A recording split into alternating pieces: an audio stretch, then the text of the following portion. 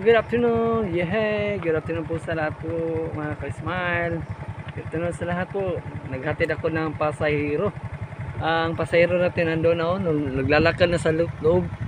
Galing po ko sa baba po mga ka-smile. Nakapasahero ako doon sa may ICC sa school po. Ang kanyang tahanan po dito po sa may server po sa tubig po mga ma'am. Namasada ako kasi wala tayong pangbili ng mga kahit kunti mga bilin, bigas, hindi tayo makabili kung hindi tayo mamasada. Buti na lang may sumakay pa sa motor po mga ma'am kasi po ang hirap pag mamasada pag motor na lang ating gamitin. Kasi ngayon po is bao-bao na po mga ginasakyan sa halos ng mga pasahero, mga ma'am. So baliktarin ko sa inyo, ipakita ko po ang mga ang itong lugar na aking hinahitidan. Okay? Ito po, dito po ang lugar po sa tubig po, reservoir po sa tubig po dito sa amin sa kanila po sa aking pasahero. Ito po ang kanyang daan dito po patungo sa loob. Bihira na lang talaga mga ma'am magsakay ng motor. Siguro magsakay sila tulad sa ganito nga mga lugar na hindi na masyado ang mga bao-bao na maghatid. So nakita natin daming mga puno pa ngayon mga ma'am dito sa lugar is wala pang tao dito. Ganyan po talaga. Okay. Pero may kaibahan na po sa noon po mga ma'am kasi noon po is ang lugar dito mga ma'am is hindi pa ganito nga kadami na mga bahay. Medyo tahimik talaga ang lugar to, wala pang tao. Pero ngayon marami na. Dito po mga nag-estudyante galing po sa may high school. Okay. Ayusin ito yung camera natin kay masira na. Okay. Kaya talaga lumiliko tayo. Okay. Ingat-ingat talaga. Ang camera natin lumag-lubag talaga. Okay.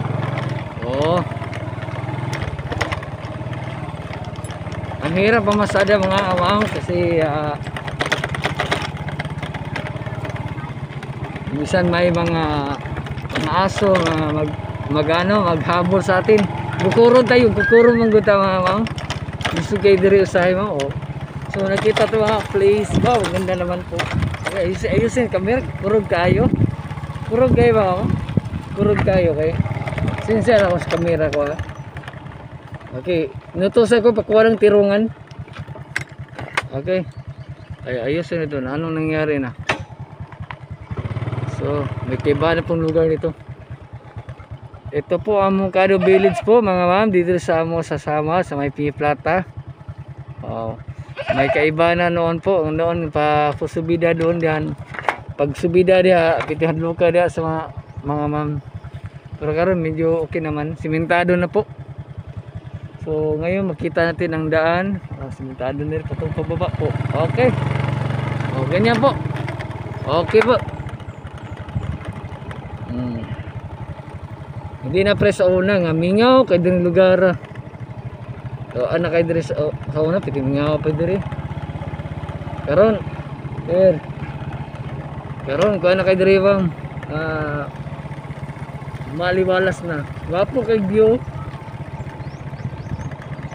Alas pwede mga yuta, mga may-ari talaga ma'am is dako sa maunang ninuna nila ma'am, mga friends. Yutaan talaga sila, mga lupaan ba, malaking lupa.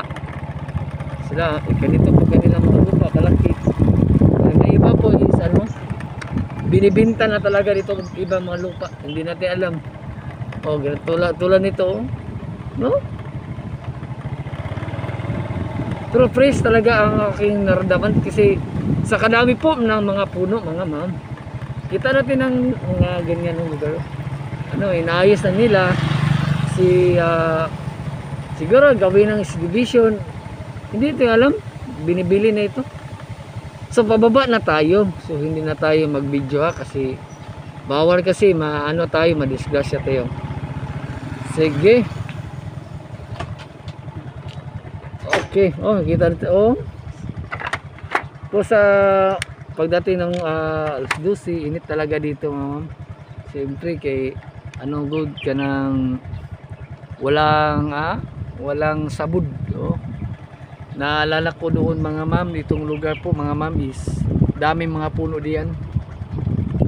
Ngayon kasi sa mayroon ng mga daming may-ari is ano na ay hindi na ganito nga makita natin. Tulad doon sa Davao po noon ma'am is ganyan po talaga ma'am. Dami na po mga. So okay ba mga ma'am? So yan po aking share sa inyo, i-share ko lang sa inyo. Yan po. So masada tayo at ano para pang bili. Mayroon tayong bibilihin, hindi tayo makabili kung walang income o pira. So malaman mo na ako ay ko naman yung kaibigan Mr. Smiling Saman. Magkita-kita pa rin next. Bye!